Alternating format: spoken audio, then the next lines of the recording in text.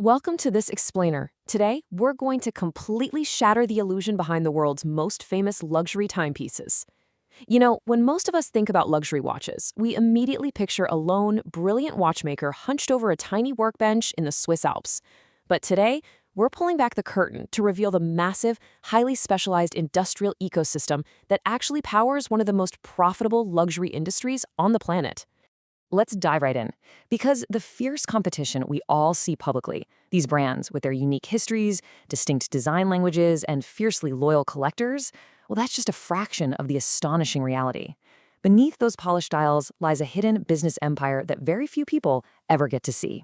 It is literally a deeply interconnected web of specialized manufacturers, component suppliers, and family-owned workshops. We all know the heavy hitters. Rolex, Patek Philippe, Audemars Piguet. They're practically synonymous with luxury and success.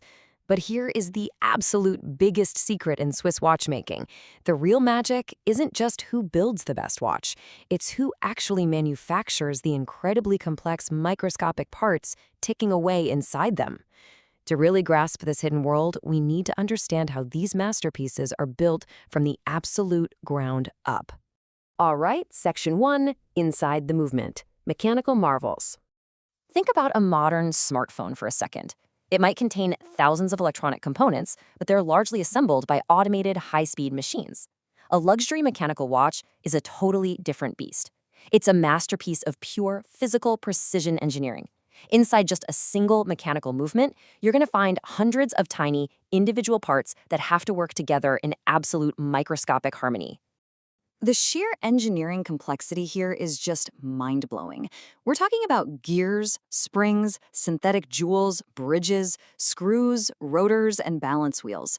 Every single one of these components must fit together perfectly. If there's even a tiny mistake, any microscopic deviation in the teeth of a gear or the placement of a jewel, boom, the watch's accuracy and durability are completely ruined. Now, historically, no single factory tried to make all these parts under one roof. That would be insane. Instead, Swiss watchmaking evolved through intense, hyper-focused specialization. You had independent families and small workshops mastering just one single craft.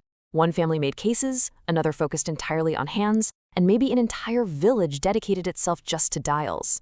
It created this highly resilient, decentralized system where whole towns became undisputed world-class experts in very specific components. Over generations, those decentralized skills evolved, and honestly, no company illustrates this hidden network better than ETA. For decades, ETA was the absolute giant of this unseen world. They became one of the largest manufacturers of mechanical movements on Earth. So many respected mid-range and luxury brands just used ETA calibers as the foundation for their watches. Sure, the brands might decorate them a bit, but ultimately, they slapped their name on the dial while an ETA movement did all the heavy lifting inside. It was a brilliant shortcut that saved brands hundreds of millions in research and development. But of course, that cozy setup couldn't last forever. When ETA's owner, the Swatch Group, decided to gradually restrict the supply of those movements to outside companies, it sent a massive shockwave straight through the industry. Brands that depended on them were suddenly backed into a corner. They either had to spend a fortune developing in-house movements or scramble to find new suppliers.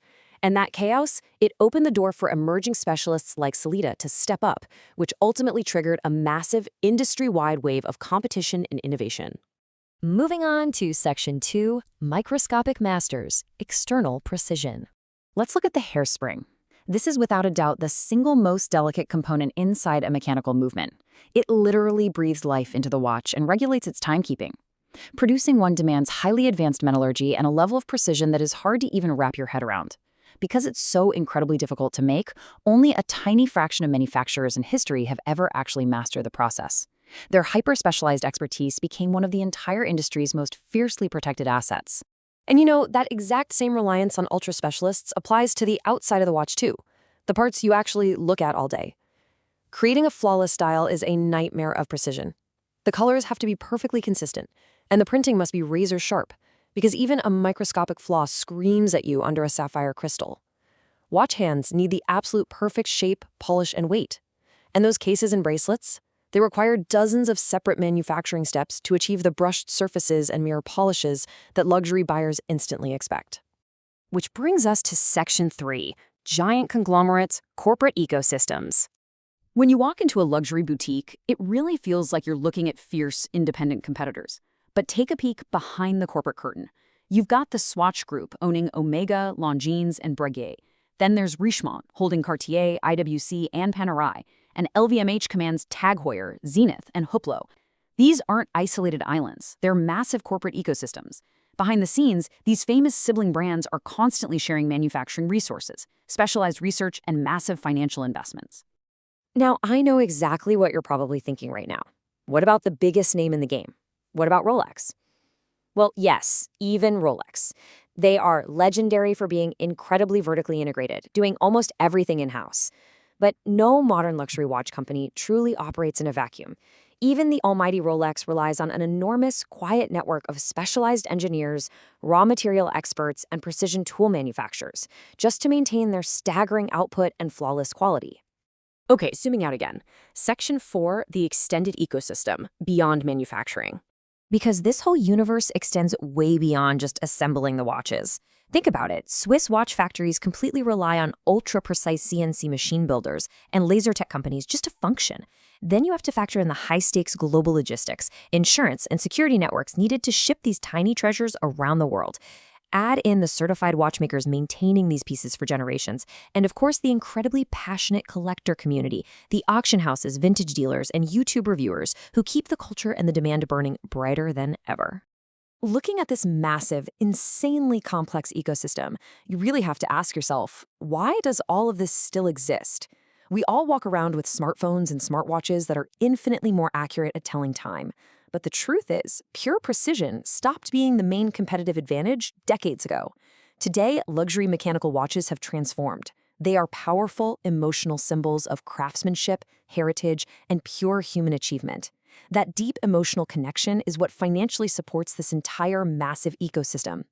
Finally, Section 5, an empire of precision, a resilient network. Ultimately, luxury watchmaking has never been the story of just one single company. This is an empire that simply isn't built on soulless mass production. It is built on patience, extreme precision, and a relentless pursuit of perfection. It's an awe-inspiring network of thousands of scientists, designers, engineers, machinists, and craftspeople, all contributing their own small piece of genius to something vastly greater than themselves.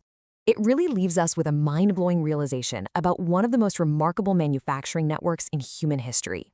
The next time you're admiring a Rolex, an Omega, a Patek Philippe, or a Cartier, remember, you aren't just looking at the work of a single brand. You are looking at the culmination of an industrial ecosystem refined over centuries. So I have to ask, whose masterpiece are you truly wearing on your wrist?